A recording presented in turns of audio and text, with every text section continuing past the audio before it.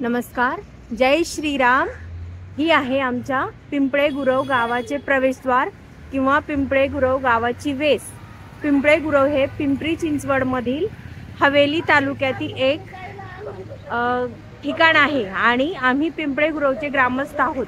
तर श्रीरामनवमीच्या परमपावित्र्य आणि मंगलमय अशा पर्वावर पिंपळे गुरव येथील श्रीराम मंदिराचे आपण दर्शन घेणार आहोत।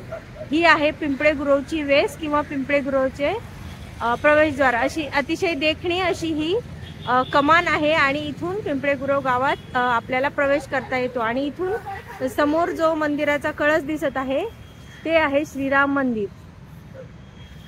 हे आहे श्रीराम मंदिर। गावाच्या प्रवेशद्वारातूनच श्रीरामाच्या मंदिराचे आपणास दर्शन घडते। चला आता आपण मंदिराचे दर्शन घेऊया।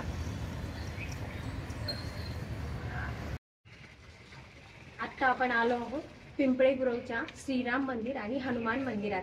चैत्र शुद्ध प्रतिपदा म्हणजेच गुढीपाडवा आणि गुढीपाडव्यानंतर आपल्याला वेध लागतात ते म्हणजे श्रीरामनवमीचे। गुढीपाडवा ते चैत्र शुद्ध असा श्रीरामनवमीचा उत्सव असतो। आज आपण पिंपळे गुरवच्या श्रीराम मंदिराचे अवलोकन करणार आहोत। चैत्र मास त्यात शुद्ध नवमी ही तिथी, गंधयुक्त तरीही वात उष्ण हेती, दोन प्रहरी कागशिरी सूर्य थांबला, राम जन्मला जसकी राम जन्मला असं गदिमांनी गीत रामायणात श्रीराम जन्माचं अतिशय सुंदर आणि खूपच अलौकिक असं वर्णन लिहून ठेवलेलं आहे। आज आहे श्रीरामनवमी। श्रीरामनवमीच्या निमित्ताने आम्ही ज्या गावामध्ये राहतो पिंपळे गुरव तिथले श्रीराम मंदिर मी तुम्हाला दाखवत आहे। तर दशरथ राजा आपल्या 3 राण्यांसह पुत्रप्राप्तीसाठी खूप आतुर झाला होता। तेव्हा विश्वामित्रांनी यज्ञ करून दशरथाला पायसदान दिले होते आणि सांगितले होते, दशरथा घे हे पायसदान। या पायसदानानंतर पायस म्हणजे खीर, ही खीर पिल्यानंतर तुम्हाला अलौकिक असे पुत्ररत्न प्राप्त होतील। आणि खरोखरच त्यानंतर दशरथ राजाला राम लक्ष्मण भरत शत्रुघ्न असे 3 राण्यांपासून 4 पुत्रांची प्राप्ती झाली आणि नंतरचं सर्व रामायण आपण जाणताच। आज आहे श्रीरामनवमी। श्रीराम म्हणजे मर्यादा पुरुषोत्तम, ज्याची कीर्ती यावत चंद्र दिवा करो अशी आहे असा प्रभू श्रीराम।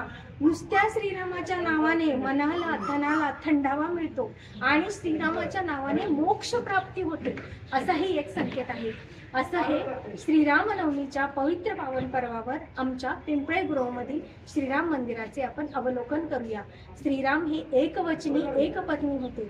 रघुकुलाची जी रीत होती वचन पाळण्याची ती त्यांनी पाळली आणि श्रीराम हे भगवान विष्णूंचे अवतार होते।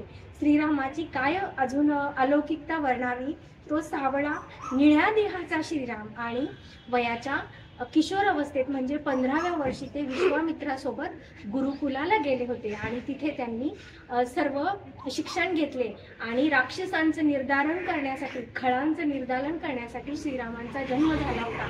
पुढे आपण जाणतात रावणासारख्या ज्येष्ठ आणि श्रेष्ठ शिवभक्ताचं निर्दालन करून रामराज्य श्रीरामांनी स्थापन केलं आणि संपूर्ण श्रीरामाचं जीवन रामायणात आहेच, सर्वांना ते सर्वश्रुत आहे। तर आज श्रीरामनवमीच्या पवन पावित्र पर्वावर आपण पिंपळे गुरव येथील श्रीराम मंदिराचे अवलोकन करूया।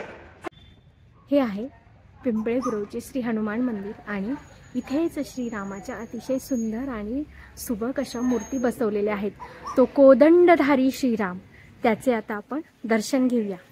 प्रभू श्रीराम म्हणजे एकवचनी एकपत्नी असा श्रीराम आणि पिंपळे गुरवचे ग्रामदैवत श्री भैरवनाथ, त्याच्या शेजारीच हे श्री हनुमानाचे आणि श्रीरामाचे मंदिर आहे। मंदिरात अतिशय सुबक अशा श्रीराम, धनुर्धारी श्रीराम आणि लक्ष्मण आणि माता सीता यांच्या मूर्ती आहेत आणि त्यांच्या सेवेला हा हनुमान इथे विराजमान आहे। बोलो पवनपुत्र हनुमान की जय। त्या श्रीरामाचं वर्णन काय करावं, तो सावळा श्रीराम हे विष्णूचे रूप आहे आणि खळांचे निर्दालन करण्यासाठी त्याने पृथ्वीवर जन्म घेतला होता। जरी रावण खूप शक्तिशाली श्रेष्ठ असा शिवभक्त होता तरीही माता सीतेवर वाईट नजर ठेवून त्याने तिचे हरण केले होते आणि म्हणून त्या खळांचे निर्दालन करण्यासाठी, राक्षसांचा नाश करून रामराज्य स्थापन करण्यासाठी प्रभू श्रीरामांचा जन्म झाला। प्रभू श्रीरामांना सावलीसारखी साथ दिली ती भ्राता लक्ष्मणाने। आणि हे आमच्या पिंपळे गुरव गावातील श्री हनुमंताचे मंदिर श्रीराम नवमीच्या पवित्र पावन आणि मंगल पर्वावर हा व्हिडिओ मी तुमच्यासाठी आणत आहे। मंदिर छोटेसेच असले तरी त्याच्यातली सुबकता खूप सुंदर आहे। संगमरवरी असं हे सुंदर मंदिर आहे आणि मंदिराचा प्रदक्षिणा मार्ग गाभाऱ्याच्या कडेनेच आहे। आतूनच मंदिराला आपल्याला प्रदक्षिणा घालता येते। ज्येष्ठ व्यक्तींसाठी इथे बसण्याची वगैरे खूप सुंदर सोय आहे आणि दर शनिवारी इथे मारुती स्तोत्र आणखीन हनुमान चालिसाचा पाठ होतो। असे हे श्रीराम मंदिर। आज श्रीरामनवमी, चैत्र शुद्ध नवमी म्हणजेच श्रीरामनवमी।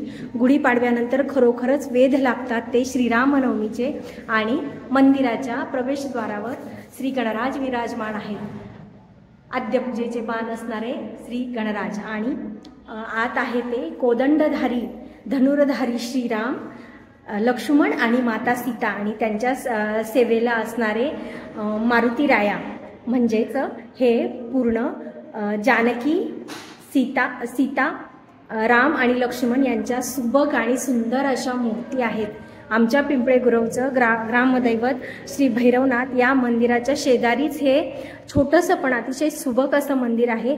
आपण कधी पिंपळे गुरव गावात आलात तर अवश्य या मंदिराचा लाभ घ्या। आज श्रीरामनवमीच्या सर्वांना लक्ष लक्ष शुभेच्छा। श्रीरामाचा विचार, श्रीरामाची भक्ती सर्वांच्या मनात प्रज्वलित होत राहो आणि या भूमीवर रामराज्य सतत अवतरित होत राहो। हे राघवा, हे रामराया, तू सद्बुद्धी देणारा, तू कल्याण करणारा, तुझा आशीर्वाद सदैव सदैव प्रेरणा देणारा, तू सांभाळणारा, तू भक्तांना तारणारा आणि तूच सर्व मार्ग दाखवणारा। हे रघुवरा, हे राघवा, हे रामराया, तुझ्या जन्मदिनी या मंगल प्रसंगी सर्वांना लक्ष लक्ष शुभेच्छा। आणि हा व्हिडिओ आपल्याला आवडला असल्यास कृपया लाईक, शेअर आणि सबस्क्राईब करा। पिंपळे गुरव गावातील हे आहे श्रीराम आणि हनुमान मंदिर। चैत्र शुद्ध प्रतिपदा म्हणजेच गुढीपाडव्यापासून रामनवमीपर्यंत चढत्या क्रमाने रामरक्षा म्हणण्याचाही प्रघात आहे। ही रामरक्षा म्हणताना तांदूळ समोर ठेवावेत आणि रामरक्षा म्हणावी आणि ते तांदूळ आपल्या घरातील मुलांच्या, ज्येष्ठांच्या किंवा सर्व व्यक्तींच्या डोक्यावर अभिमंत्रित करावे। त्याने राम सर्व आपल्या कुटुंबाचं रक्षण करतो अशी एक मान्यता आहे। रोज रामरक्षा म्हटल्याने श्रीराम प्रभू आपल्या डोक्यापासून ते पायापर्यंतच्या सर्व अवयवांचं रक्षण करो असं श्री बुधकौशिक ऋषी यांनी हे वर्णन केलेलं आहे।